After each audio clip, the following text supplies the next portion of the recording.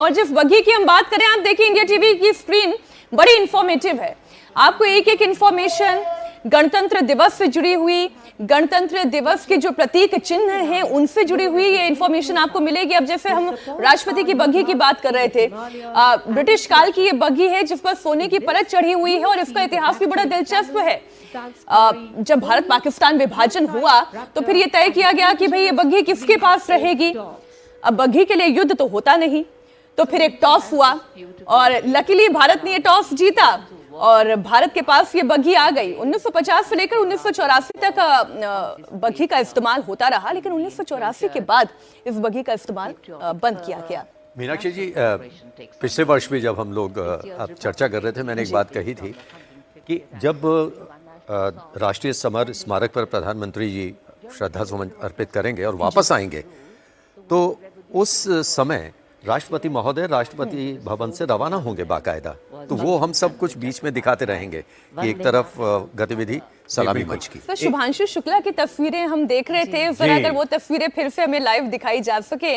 Group captain Shubhanshu Shukla सर्वोच्च शांतिकालीन वीरता पुरस्कार से नवाजे गए हैं और वाकई में जिस तरीके का पराक्रम है, आप इसे पराक्रम ही कहेंगे मनीषा जी, कि अंतरिक्ष में जाकर वहां पर ऐसी रिसर्च करना जो मानवता के लिए एक बड़ी सेवा है। बिल्कुल, यहाँ पर दो पुरस्कार दिए जाते हैं, एक तो परमवीर चक्र होता है और अशोक चक्र। जो परमवीर चक्र होता है वो युद्धकालीन जो बहादुरी और जान की बाजी लगाने वालों को दिया जाता है, और जो अशोक चक्र है वो शांतिकालीन में और अन्य परिस्थितियों में जो बहादुरी का काम करते हैं, और ये जैसा कि आपने कहा बहादुरी का ही काम है।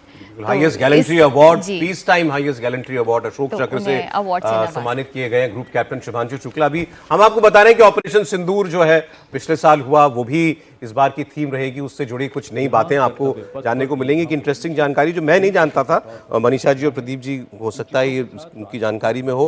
पाकिस्तान से भी दो विशेष मुख्य अतिथि रह चुके हैं 26 जनवरी की परेड में सर, बड़ी और वो भी दोनों बार आप देखें 1955 में 47-48 का युद्ध खत्म हुआ, उसके बाद 1955 में पाकिस्तान के गवर्नर जनरल सर मलिक गुलाम मोहम्मद मुख्य अतिथि के तौर पर शामिल हुई। ये महत्वपूर्ण इसीलिए है, भारत ने हर परिस्थिति में अपने पड़ोसी के साथ दोस्ताना रिश्ते रखने की कोशिश की और ये उसी का एक पहल का नतीजा था। और दूसरा वाकया तो और ज्यादा खास है, जब 1965 में पाकिस्तान के खाद्य और कृषि मंत्री राणा अब्दुल हमीद मुख्य अतिथि बने थे, लेकिन पाकिस्तान है और उसी के कुछ महीने के बाद उसने अप्रैल में ही, जनवरी में उनको आमंत्रित किया और अप्रैल में ही पाकिस्तान के साथ युद्ध शुरू हो गया। पाकिस्तान ने हमला कर दिया। सौरभ, लाइटर नोट पर एक बात मैं कहना चाह रही हूँ प्रदीप जी कि पाकिस्तान आज भी हमारी परेड में शामिल है, लेकिन वो उस तरह से जो हम पाकिस्तान को फिर से चेताएं, फिर से याद दिलाएं कि कैसे ऑपरेशन सिंदूर के अंदर उनकी हमने कमर तोड़कर रख दी,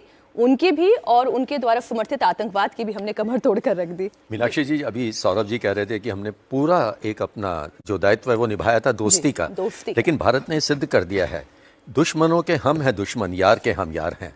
अमन में फूलों की डाली, जंग में तलवार हैं, जिस किसी में हौसला हो आजमा कर देख ले, जिंदगी के वास्ते मरने को हम तैयार हैं, बढ़ चुके हैं जो कदम पीछे हटा सकते नहीं।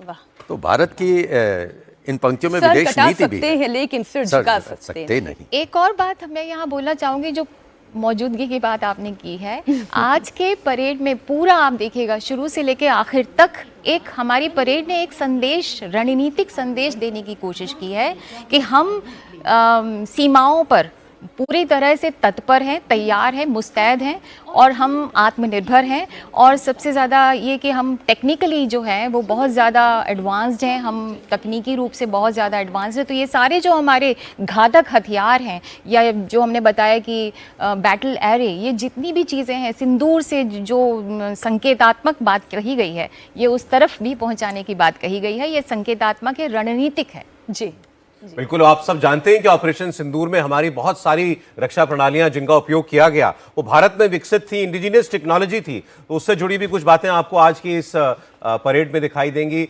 हमने घातक प्लेटून्स जो है वो रेस की, भैरव प्लेटून रेस की हैं, वो दस्ते भी आपको आज पहली बार जो है वो मार्च करते हुए दिखाई देंगे। इसके अलावा जो हमारे लड़ाकू विमान हैं उनका एक पूरा का पूरा जो एक एरे है वो आपको दिखाई देगा। इसमें राफेल विमान, Su-30, MiG-29, P-8I, C-295 Apache helicopters, light helicopters ALH और Mi-17, ये सारे लड़ाकू विमान और हेलीकॉप्टर्स वो आपको फ्लाई पास्ट में आज कर्तव्य पथ के ऊपर से उड़ान भरते हुए दिखाई देंगे।